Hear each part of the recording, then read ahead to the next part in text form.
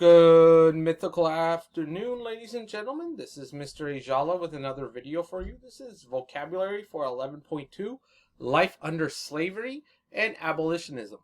So, a few reminders before we begin. So, as always, please make sure you are writing down this information on your vocabulary page for this unit. What is the point of sitting through this whole thing and not doing that? It's kind of silly.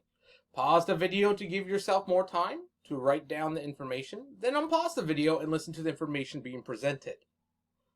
Just trying to help you out. Make sure you write notes on anything that may be confusing to you. This way we can discuss it at a later date and we can have better conversations.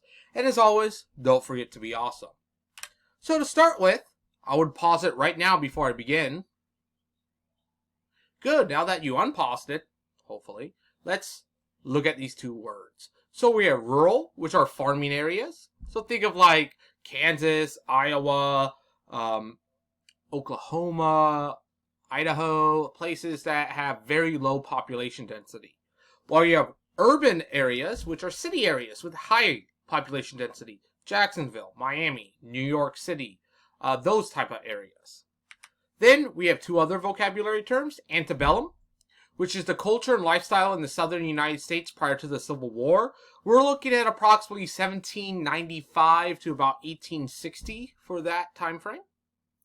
And then we have slave codes, or laws that are to restrict the movement and freedoms of slaves.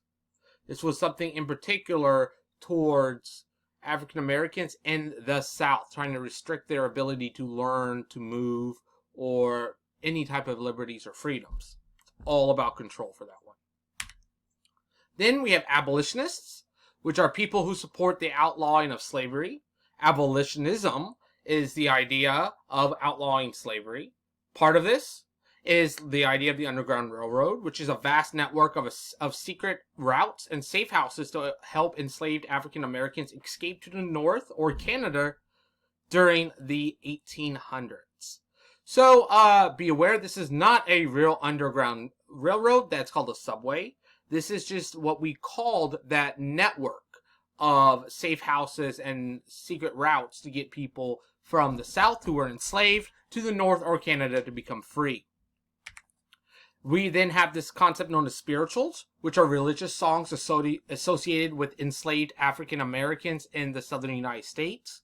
So African American culture and slave culture will revolve around the family during this time, and their religion as well. So you got to be aware when these spirituals will later be encoded with messages of freedom, and then later will evolve into such things as like the Harlem Renaissance, hip hop, rap, and R&B and jazz will all come from these ideas of spirituals. And then we have emancipation or emancipate, which is the process of freeing someone from slavery. So this will be very big because these abolitionists want to emancipate these slaves or free them from slavery. And that is now the end of 11.2. Now, let's look at the vocabulary for 11.3, the women's movement. But before we begin, like always, let's do a few reminders. One, please make sure that you're writing down this information on your vocabulary page for this unit. 2, pause the video to give yourself more time to write down the information. And then unpause it so that you're able to listen to the information being presented.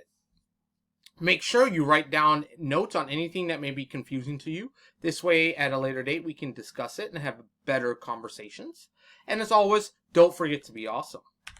So to start with 11.3, the women's movement. First thing is the Seneca Falls Convention. This would be the first women's rights convention in Seneca Falls, New York, where the Declaration of Rights and Sentiments will be written. And this will be a document signed in 1848 that outlines what women want. They want the right to vote. They want equal rights with men, property rights, educational rights, economic rights. And it will very much mirror the Declaration of Independence itself. Then, suffrage is the right to vote. Please be aware, there will be people who will say, let's end women's suffrage. Because that is something that a lot of people use to try to trick you. So, for example, I can say a few years back, I was picking up my wife from work at Walmart. And what ended up occurring was this lady was outside with petitions saying ends women's suffrage, end women's suffrage. And I was like, no, are you crazy? Why would I want to end women's suffrage?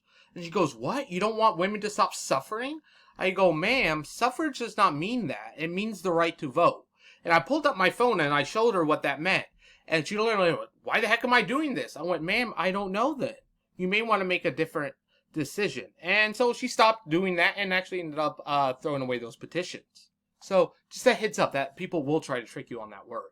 And then we also have the temperance movement, which is a movement to make alcohol illegal in the United States. And it was very closely connected with the women's movement at this time. Because a lot of these women, had to deal with these husbands who would take all the money that they make from their factory jobs or in the farms. They would go out drinking and come back, and they spent all that money on alcohol. They spent all their money and time at the bar or the tavern instead of spending time with their wife and children.